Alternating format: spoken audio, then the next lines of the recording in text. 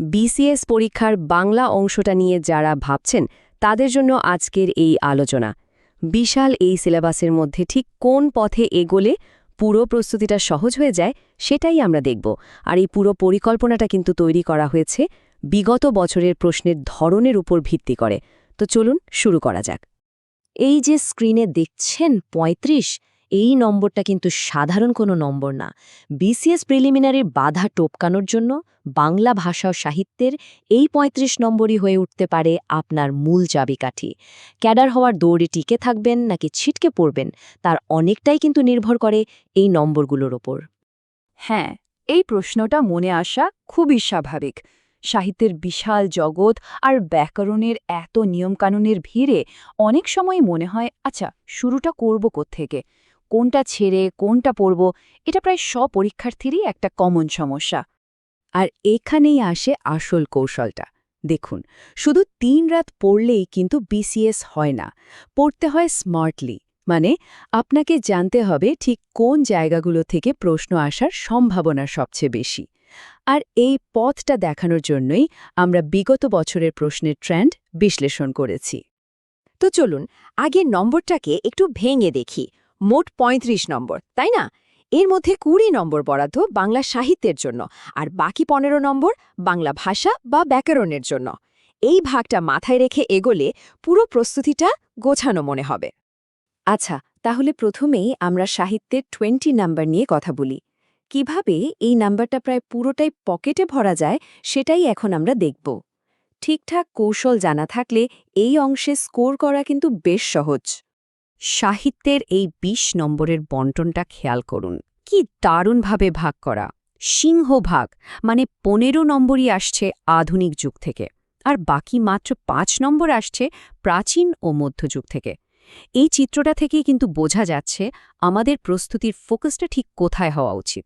এই যে ৫ নম্বর, এটাকে আমি বলি লো হ্যাঙ্গিং ফ্রুট, মানে খুব সহজে এই নম্বরটা তুলে নেওয়া যায়, কারণ এর সিলেবাসটা একদম ছোট আর ধরা বাঁধা। তাই একটু গুছিয়ে পড়লেই এই ৫ নম্বর নিশ্চিত করা কোনো ব্যাপারই না। এখন প্রশ্ন হলো কি কি পড়তে হবে। দেখুন, চর্যাপদ থেকে তো একটা দুটো প্রশ্ন আসবেই, এটা প্রায় নিশ্চিত।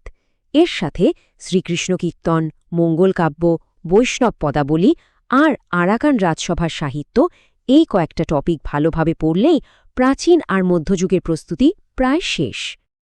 এবার আসি আসল খেলায়, আধুনিক যুগের এই ১৫ নম্বর। এর সিলেবাসটা দেখতে বিশাল মনে হলেও ভয় পাওয়ার কিন্তু কিচ্ছু নেই, কারণ পিএসসি নিজেই কিছু নির্দিষ্ট লেখক আর বিষয়ের উপর বারবার প্রশ্ন করে একটা প্যাটার্ন তৈরি করে দিয়েছে। আমাদের কাজ হলো শুধু সেই প্যাটার্নটা ধরা। পিএসসি নির্ধারিত যে ১১ জন লেখক আছেন তাদের কোনোভাবেই বাদ দেওয়া যাবে না। আর এদের মধ্যে রবীন্দ্রনাথ ঠাকুর আর কাজী নজরুল ইসলাম তো রীতিমতো সুপারস্টার। প্রতি বছর শুরু এই দুজনের থেকে সব মিলিয়ে ৩ থেকে ৪টা প্রশ্ন থাকে। কাজেই বুঝতে পারছেন এদের গুরুত্ব কতটা বেশি। শুধু লেখকদের পড়লেই হবে না, আরও দুটো হট টপিক আছে।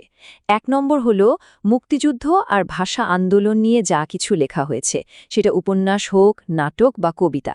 আর ২ নম্বর হল পুরনো দিনের বিখ্যাত পত্রিকা, যেমন বঙ্গদর্শন বা শিখা, এবং তাদের সম্পাদকদের নাম। এখান থেকেও কিন্তু প্রশ্ন আসবেই। তো সাহিত্য তো গেল, এবার চলুন আমাদের দ্বিতীয় পর্বে যাই, বাংলা ভাষা ও ব্যাকরণ। এই ১৫ নম্বর কিন্তু খুবই গুরুত্বপূর্ণ, কারণ এখানে উত্তর জানা থাকলে পুরো নম্বরটাই পাওয়া সম্ভব। একটা কথা মাথায় রাখতে হবে, অনেকে ব্যাকরণকে ভয় পায়, ভাবে সবকিছু শুধু মুখস্থ করতে হবে। ব্যাপারটা কিন্তু মোটেও তা নয়।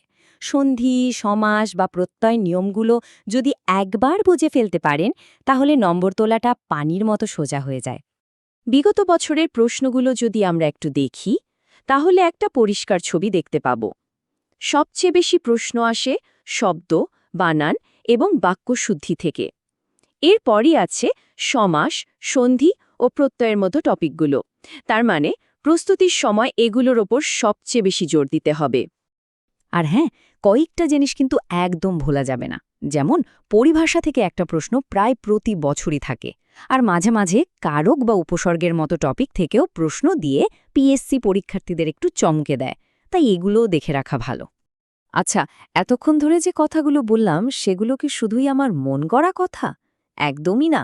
এই সব কিছুর পেছনেই আছে ডেটা, মানে বিগত বছরের প্রশ্নপত্রের পুঙ্খানুপুঙ্খ বিশ্লেষণ। চলুন সেই ডেটাতেই একবার চোখ বোলানো যাক।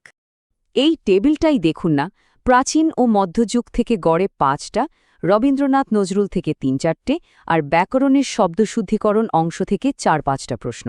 দেখছেন তো প্যাটার্নটা কতটা প্রিডিক্টেবল? এই ডেটাই বলে দিচ্ছে যে আমাদের কৌশলটা কতটা কার্যকর হতে পারে। আচ্ছা, তাহলে তো সব বোঝা গেল। এখন আমাদের করণীয়টা কি? কিভাবে পুরো প্রস্তুতিটা সাজাবো? চলুন সব মিলিয়ে ফাইনাল স্ট্র্যাটেজিটা একবারে দেখে নিই। কৌশলটা খুবই সহজ, মাত্র 3টা ধাপ। প্রথম কাজ, 35তম বিসিএস থেকে শুরু করে একদম লেটেস্টটা পর্যন্ত সব প্রশ্ন ব্যাখ্যা সহ ভালো করে পড়ে ফেলা। দ্বিতীয়ত, সঠিক রেফারেন্স বই বেছে নেওয়া। আর সবশেষে সাহিত্যের তথ্যবহুল অংশগুলো মনে রাখার জন্য ছোট ছোট নোট বানিয়ে নিয়মিত রিভিশন দেওয়া। কোন বই পড়বেন হিতে নিয়েও অনেকে চিন্তায় থাকেন। দেখুন, ব্যাকরণের ভিত্তি মজবুত করার জন্য নবম-দশম শ্রেণীর বোর্ড ব্যাকরণ বইয়ের কোনো বিকল্প নেই। আর সাহিত্যের জন্য ড সৌমিত্র শেখরের বাংলা ভাষা ও সাহিত্য জিজ্ঞাসা আর হুমায়ুন আজাদের লাল নীল দীপাবলি, এই দুটো বই পড়লেই যথেষ্ট। এবং সবশেষে একটা খুবই জরুরি কথা, মনে রাখবেন প্রিলিমিনারি কিন্তু শুধু পারার পরীক্ষা নয়, না পারা প্রশ্ন বুদ্ধিমত্তার সাথে ছেড়ে আসারও পরীক্ষা। যেহেতু নেগেটিভ মার্কিং আছে, তাই আন্দাজি উত্তর দেয়া মানে নিজের পায়ে নিজে কুড়াল মারা। যেটা 100 ভাগ নিশ্চিতভাবে পারবেন, শুধু সেটাই উত্তর করবেন। এই একটা অভ্যাসই আপনাকে হাজারো পরীক্ষার্থী থেকে এগিয়ে রাখবে।